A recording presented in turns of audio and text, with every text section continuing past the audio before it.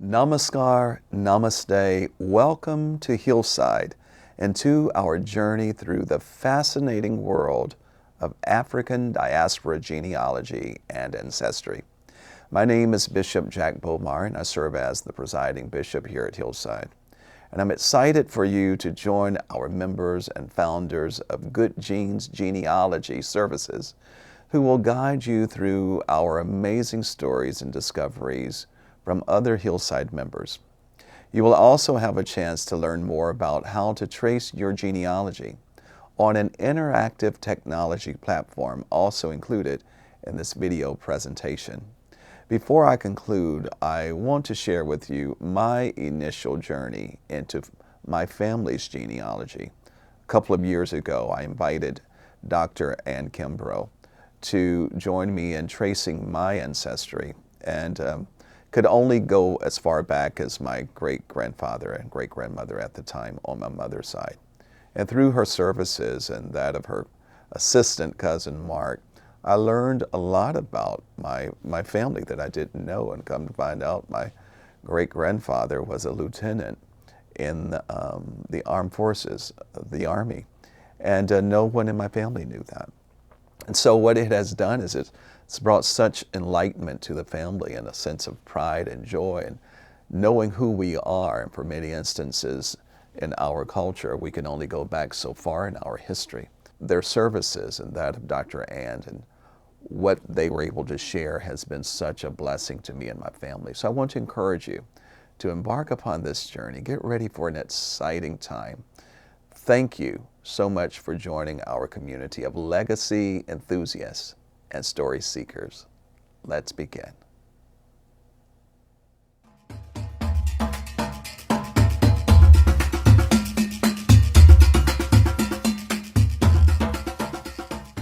From the time I was a child was that I realized I never met any of my grandparents, and I knew only my father because my mother was an only child.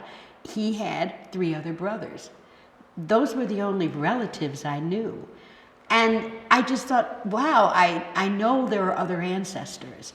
And I never really knew who they were. They didn't talk about them. Even though we had family gatherings, nothing was ever said about those that weren't there. And we didn't have a large family. Everybody had 1 or 2 children. So there weren't 13 in one and 14 in another. I was very, very curious. So you had that burning inside feeling that you needed to know more about your family. Absolutely. In February of 2021, our church gave a genealogy sessions called The Bible Tells Us So. And quite honestly, I really didn't have any interest in looking at the genealogy information, but mainly because I knew I was an adopted child since I was 7. I had no interest in finding out my biological family at the time, and I wasn't sure I really wanted to dig into genealogy for my adopted family because I didn't really know that much about their history. But my spouse was doing it, and I assisted her in her Zoom and getting it set up and got enthralled listening to Dr. Wead Kimbrough and Mark S. Owen talking about genealogy and talking about the history. And that sparked an interest in my heart. They say Daddy changed his name to Sam Wilson because it was Isaiah Hezekiah, and he and some white man got into a fight. He killed a white man, and he had to change his name because he was in the Conservation Corps. And I said, okay. And he says he's from New York. But when I looked, it looked like he was from Heflin, Alabama. So I said, okay, somebody's not telling the truth. Somebody's definitely not telling the truth. So you've done some of your first steps. Oh yeah, when they told me that, I said, let me look into this, because I didn't know. And then they're gonna tell me, when I say they, I'm talking about my niece, he showed me a picture of his mom and dad. And Dad was black, and Mama was white, and they were in St. Elizabeth. I said, St. Elizabeth, that's Jamaica. Yes. I said, so what happened? Let me see the picture. I don't know where I put it. I said, okay. It was actually almost 35 years ago in Milwaukee, Wisconsin. I took a video class at Black Museum, and he taught us how to interview our relatives and tape it to have for future use. And he also had a genealogist come and speak to that class, and that immediately sparked my interest. So I did that summer interview 2 of my great aunts, and I still have that, and of course at this time have digitized those interviews. And then at that time there was not much available on the internet. So I actually drove about 2 hours from Milwaukee to Madison to the university's library to do search, but it was all on microfiche. So you weren't able to bring things home. You could try to copy what you could. And because of what that all entailed, I lost some interest at that time, kind of put it on the back burner. So over the years, I went back and looked at it and tried to go a little further. My sister had the wonderful idea in the 70s to interview my grandparents. And then in later years, we interviewed my mother and her siblings. So we have all of that on video, and I've got most of those videos that I'm gradually digitizing. So it was an excellent start of some very good information.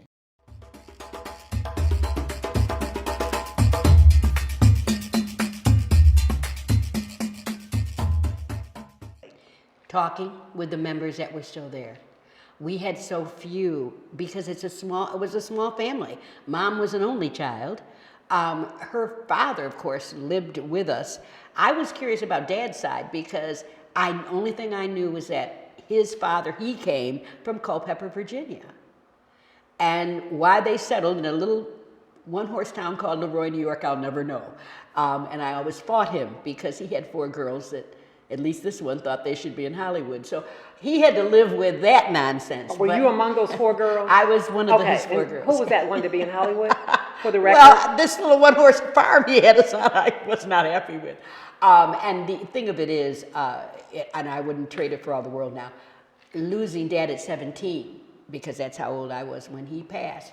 I was so disappointed because there have been years afterwards, just millions of questions that I wish I had asked him, that I didn't.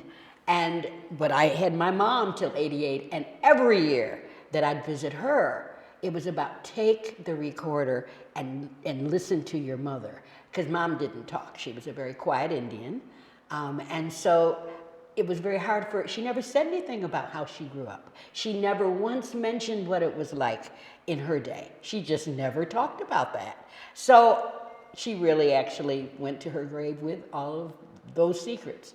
So I wanted to find out more about who and what I am. And speaking of your mother transitioning, did she leave behind anything for you to find out more about her? Not at all. Nothing. And that's why I said I'm going to have to do my own investigation.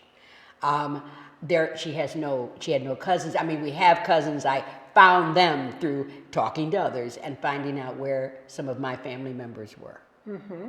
And that's how I really started in talking with them and trying to get an idea of what the family tree looked like on Mom and Dad's side. So during COVID, when many of us were trying to figure out things to do, I took the journey on looking through genealogy to see if I could find my adoptive family's information. I really didn't have that much about my mother's side or my father's side. I was born in the era of children are to be, that's not necessarily seen, but they definitely weren't around to hear anything that adults were talking about. So there was a lot of misinformation that I did not have. And since both my adoptive parents had transitioned and my stepfather had transitioned, and that year, unfortunately, the elder in our family, the matriarch, had also transitioned. I had to start from scratch. So I had a friend, and you might have already been introduced to her. Her name is Valerie Tolliver, who was doing her genealogy and found out a lot of wonderful information. And I decided, hey, I've got some pictures of some of my family, and their names. If you could go online and just see if you could see anything, and let me know. Well, lo and behold, the exact same pictures of my mother's sisters, my mother who adopted me, and cousins were online. Ask your nearest and oldest relative find something to get a handle to, and then go from there. Start with who you know. Start with your closest known relatives and ask questions. I've told the young people that even if your parent is only in her 30s, 40s, 50s, still start the conversation, because it may be something that she doesn't remember to tell you about when she's in her 70s and 80s. You know, so start the conversation, take good notes, video if you can, and then compare notes. Talk to other relatives, see what their feeling is about that same situation. Just start the conversation. Unfortunately, my mother in her later years had Alzheimer's. So I lost those last years to get more information.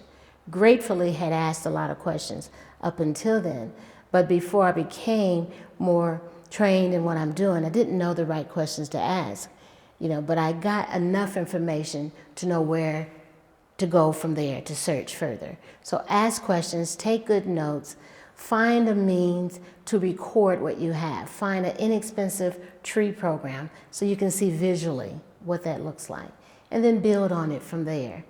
I blessedly have one aunt that's still living who's 90, who has very good recall, very solid in her memory. So I'm able to ask her questions, and then I go and I check on Ancestry, and it all matches up. Because you're right, Big Mama did live with them. I couldn't understand what happened. And she explained to me what happened about her getting ill and having to leave the country so she can be closer to her doctors and things like that I wouldn't have known by just seeing something in black and white that she's at that cousin's house.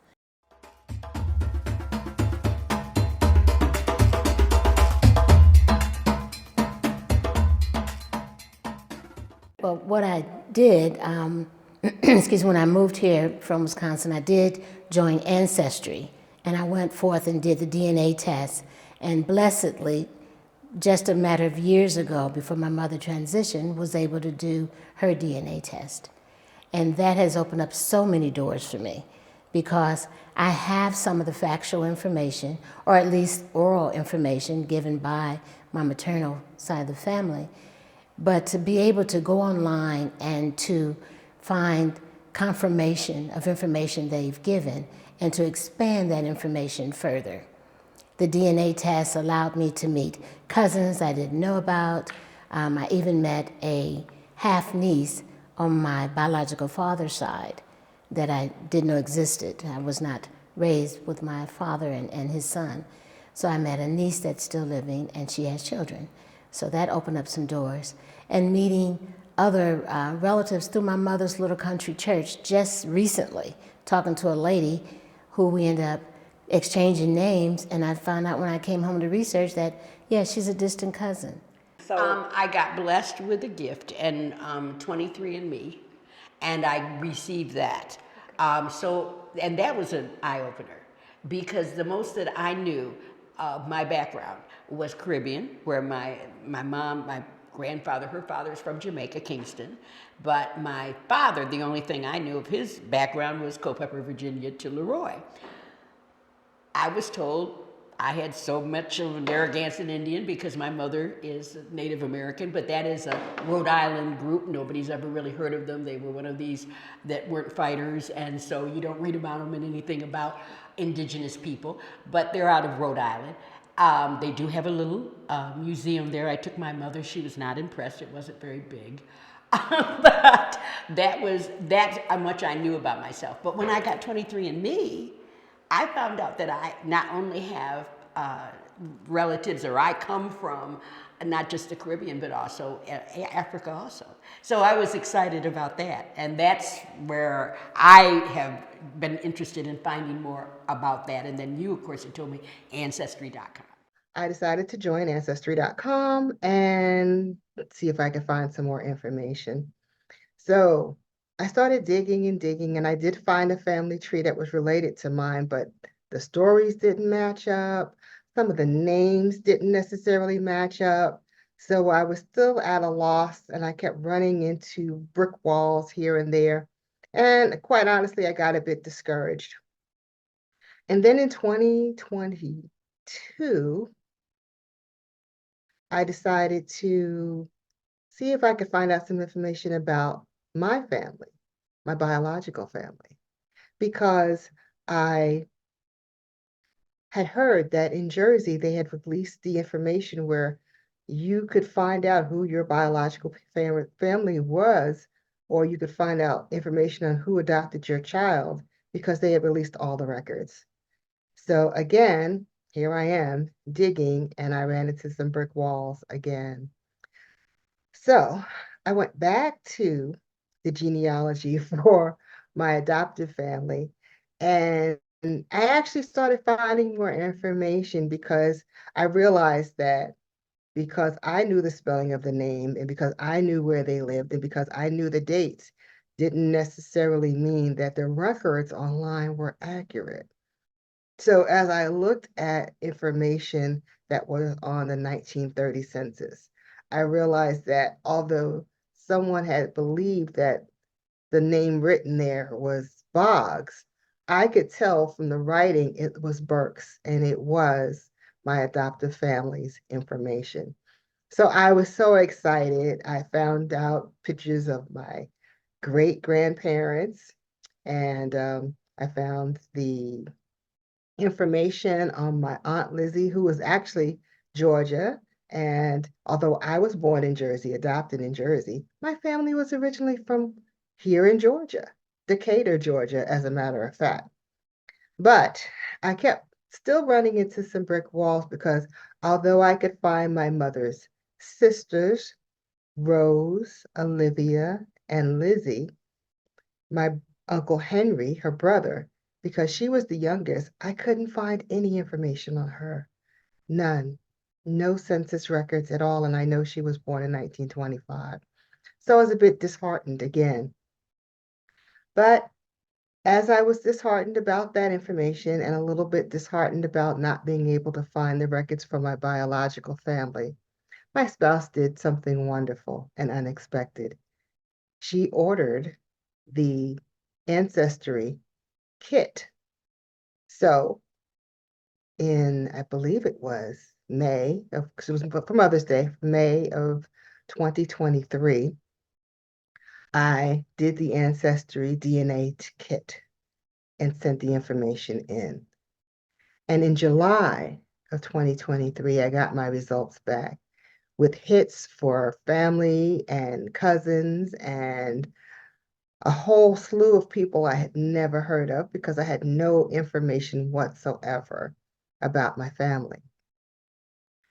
And I called the first person that was a second cousin. It was a woman because the first cousins were males.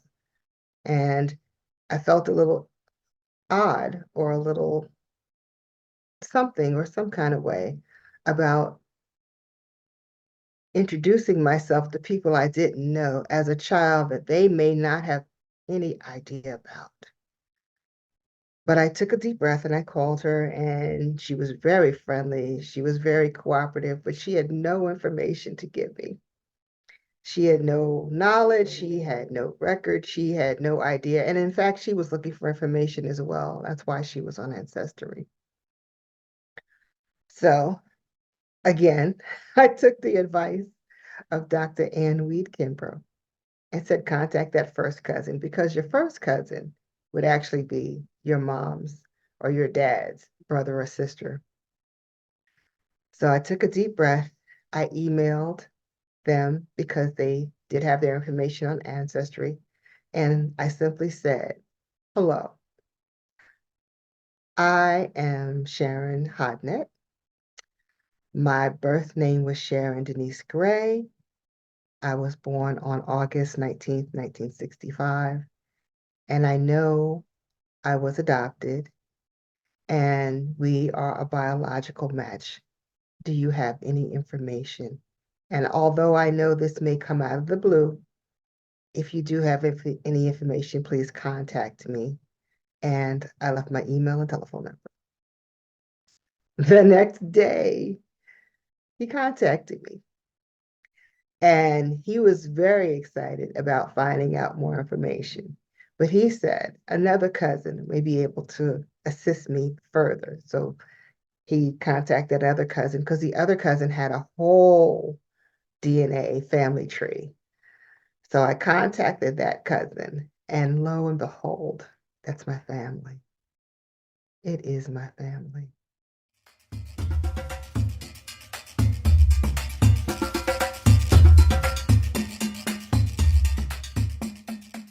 I did not realize, I knew Dad's fathers came from Culpeper, Virginia. I didn't know that my father graduated from Leroy High School. And when you brought me that picture, to see Dad again was one of the most wonderful moments, just to see his name and to see that face, because it's been so And many his accomplishments. years, and everything that he had done. But he was a man ahead of his time anyway. I knew that. But it was just that I knew Dad for such a short length of time, and I was just 17 when it all ended. So it was wonderful to have that moment of seeing Dad again. I'll tell you that one of my favorite times, finding your father, as based on the information you gave me, but the wedding. That was Mom. So yes. Describe that for all of us. That was the other thing I was going to mention to you. When you gave me the newspaper article, my mom. And what year was that? Do you recall? 1940. Yes, 1940. My mom was raised in Angelica, New York. Angelica, New York is another one of those little bedroom communities near Watkins Glen, New York, which no one has ever heard of, including myself. But to see in their newspaper in 1940 my mother's wedding, getting that kind of acclaim, what she wore, what the flowers were, that was just fantastic, and I was so excited when I got that. Before I get to the enslavers, what I'd like to mention also is I have an adopted daughter, and lo and behold, she may be a distant cousin that I have found through another DNA match who also matches her. So you never know what you're going to run across. And so with her, you're still working to get that verified. We don't know how we're connected. We know that we're connected through the same person. So we need to figure that path. So that's how the journey begins. When you have a question in mind, always start with what do you desire? What do you want to know? And so you take that and you research further. So I've always wanted to know from where my family came from, especially my maternal side. So I also took the African ancestry test and found that our family originated in Nigeria from the Yoruba tribe. A cousin on my dad's side did it as well, and we originated also from Nigeria, from the Hausa side. So I want to know, who is that ancestor? Who is that one that was overseas in Africa, Nigeria, that ended up on a boat and here in America? Now I know that's grandiose desire, but it is my desire to keep going. So what I did was I was blessedly able to find a couple of my relatives, my ancestors, who served in the United States Colored Troops in the Civil War. Those records were included pension files, which included information from who they were enslaved by. That information got me to that enslaver and his records to show who he purchased this ancestor from. From that record, I was able to see that that last name, Shields, was also in my match list. There's a match list of other people who are related to you, normally a large list of cousins. So there's a 4th to 6th cousin with that last name, and we're related by blood. So I researched that backwards, back to his tree, connecting to what I had found. And yes, lo and behold, there was a match. I think it's his 5th great-grandfather, is actually my 3rd great-grandfather, because he not only enslaved my ancestor, which was my 2nd great-grandfather, he fathered him. He is the biological father of my 2nd great-grandfather, who was enslaved in his home. And of course, that would also mean that his mother had been enslaved in that home. Unfortunately, I have no further information on her as of yet, but that is the journey that I'm on now. And you're still looking, you've been looking for the mother for a long time. Yes, it takes a long time. That's what people have to be very patient with your research. That you're not going to find it immediately. You have to be committed. If it's something you desire, you have to maintain your commitment and continue to search and find other avenues. When I contacted that cousin, that extended cousin, he was not even aware. In fact, his comment was, no, my ancestors weren't enslavers. And I said, well, did you read the will? He said, yes, I've read the will. And I said, well, did you go to page 6, the 3rd paragraph down, underneath the cattle? It is listed 3 Negroes, and they're listed by name, Allerton, Peggy, and Ben. Ben is my great-great-grandfather.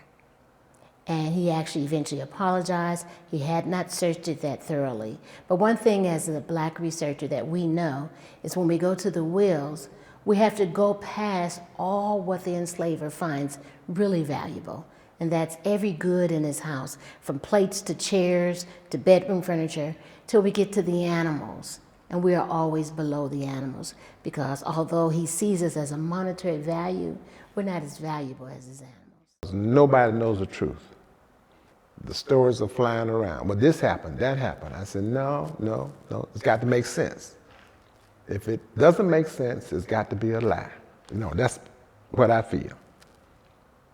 And then Mama, they say she was given away on the plantation to the lady that we thought, or that we called Grandmama. And then found out later, her mama was down the street around the corner from where we lived in Augusta. And for the longest time, I didn't know who that lady was until the lady we called Grandmama said, that's her mama. She gave sister away when we were on the plantation because she was busy living and she didn't have time for no baby. I said, but wait a minute. Wait, hold up. Slow down. You all, yeah, we were in the cabin.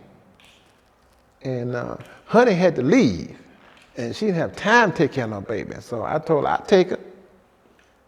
I said, okay. So I left that alone. I said, that's kind of deep, you know. I found out my mother's name, my father's name, both of which who transitioned, but I'm here and I'm so happy to know the information. I went from being an adoptive daughter, one of 4, youngest of 4, to being the biological oldest of 4. 4s. I found out my grandmother's name. I found out my aunt's names and some amazing similarities. For example, they were looking for me. They were looking for me. All this time, they were looking for me. And that is an incredible feeling, to know that people that didn't even know you for over 50 years have been looking for you.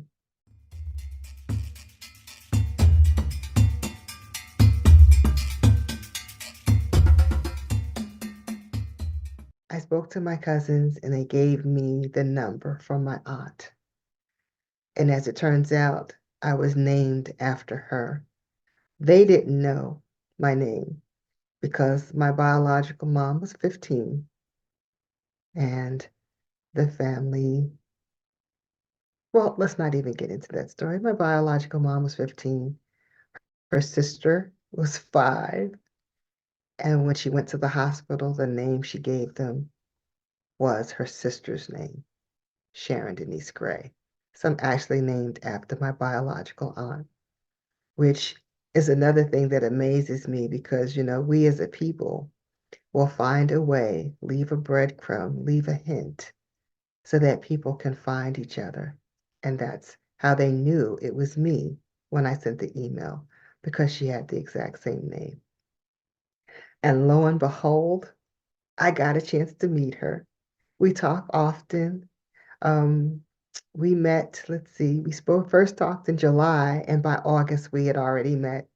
And as it turns out, she lives in Georgia in LaGrange. So it was wonderful getting to meet her, but it was amazing that at 57 is the first time I saw someone that looked like me. My aunt and I look a lot alike, and it's wonderful. So I've met my aunt, I've met my nieces, I've met some great nieces. I have met not met, but I've talked on the phone to two of my brothers, um, and that's a joy. The patriarch of the family, I speak to him every week, every week. He has given me the most information, and he has just been my heart. So I get a chance to speak with him and laugh with him, share things with him. I even got to share a sermon that I did, and it was just an amazing feeling having someone who just met me, who tells me every time we speak he loves me, how proud he is of me. To me, the meditation, just learning to embrace who I am internally brings out all of that and wants it to come out because that's who I am. So that energy is constantly whirling, and I want to get it to the highest vibration. It has definitely given me a greater sense of self. It gives me something to fall back on, to know, as I explained to the young people in my family, I did a presentation at one of our family reunions, is that we're resilient people. We're strong, resilient people. That this great-great-grandfather, as a prime example, after serving in the United States colored troops and having to forfeit some of his pension over to the enslaver because their lost funds, lost profit from allowing this enslaved person to go fight. They get paid back by the government. So that's how that became a paper trail for me to find him. But even after that, he went on to have his own farm, marry, have several children. And one of those children who eventually became my parent because of him. And I'm just so grateful. And that's, like I said, that's just one story. You know, there's others where I found that he had to fight to get any pension while he was living and being disabled from the war. He transitioned, his wife continued to fight. She transitioned, and the children continued the fight, and there was no funds ever given. It'll help me identify with where grandmama and grandpa, and on his side, his mother and father, how they came together. And if it is Jamaica, okay. If it's not Jamaica, okay. But I know I have an affinity for Jamaican food and the reggae music and all. I know that's probably, and Bob Marley, you know, that's, oh my goodness. I just gravitate toward that.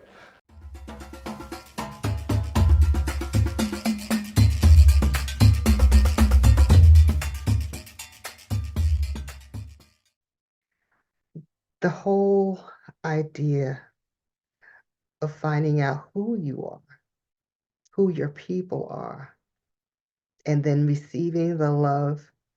Not that I didn't get love from my adoptive family. I have been loved by every person in my family, my adoptive family, my stepdad, and now I get to get some love from my biological family too. It's just amazing.